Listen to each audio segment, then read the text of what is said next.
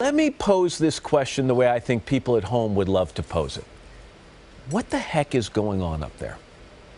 I think we have maximum capacity passenger loads, and we have minimum flight attendant staffing, and people are crammed into smaller spaces, and people are stressed. They're stressed from the time that you get in your car, face traffic, to going through TSA, and then when you finally get on that plane and you're going to go for 3 hours with nothing, this is where it gets released a lot of times. Raise your hand if you feel tension in the skies in planes when you're on board planes right now. Raise your hand if you feel it. Oh, I experience it every trip at least once. Every trip at least once? Yeah.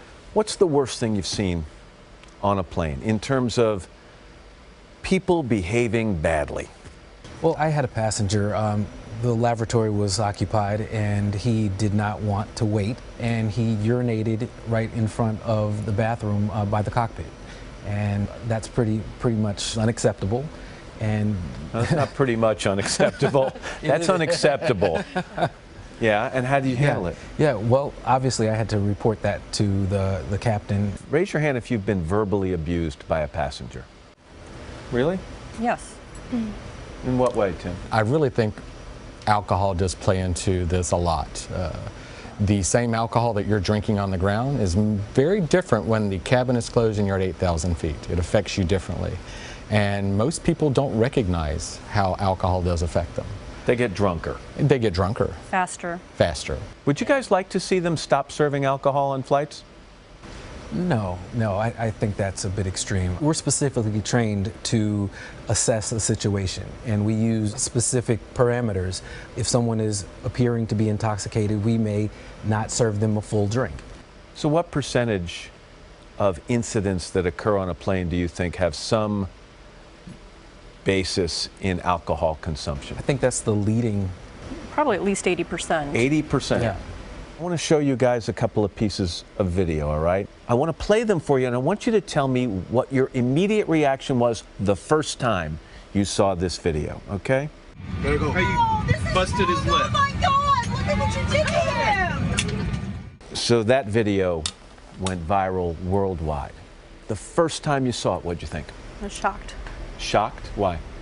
It shouldn't have happened, shouldn't have gone that far. It's unacceptable, and I think the industry has learned from that. You know that the people around the world who watched that video said, that's proof. These guys don't get it. They don't understand the flying public. They're bad guys. And how did that feel to know that that's what people were thinking? It's kind of disheartening because, you know, we're there as first responders. We're there for your safety. You know, that's our job, is to help and be there for our passengers. This is a fist fight on board a flight that was boarded.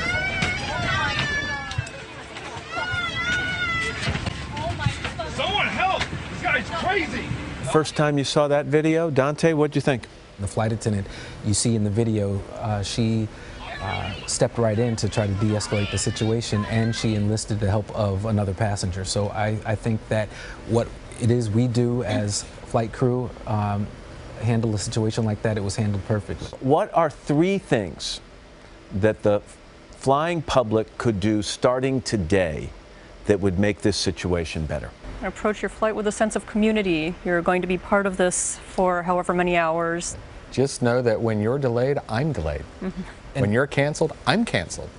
And say hello to your flight crew.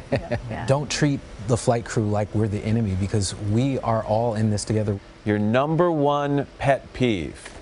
Mine? People who put their feet up on the seat in front of them or on the wall. What's yours? I'm sitting in a jump seat. Generally, it's right beside the bathroom. So if you'll just twist and pull, the door will open and close that way. You don't have to slam it, because my ear is right there. I figure I would always end on a little bit of humor.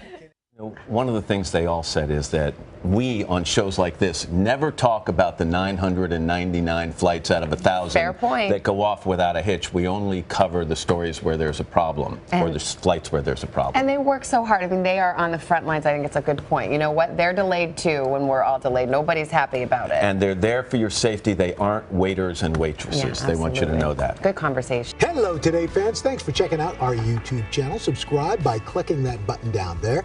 and click on any of the videos over here to watch the latest interviews, show highlights, and digital exclusives.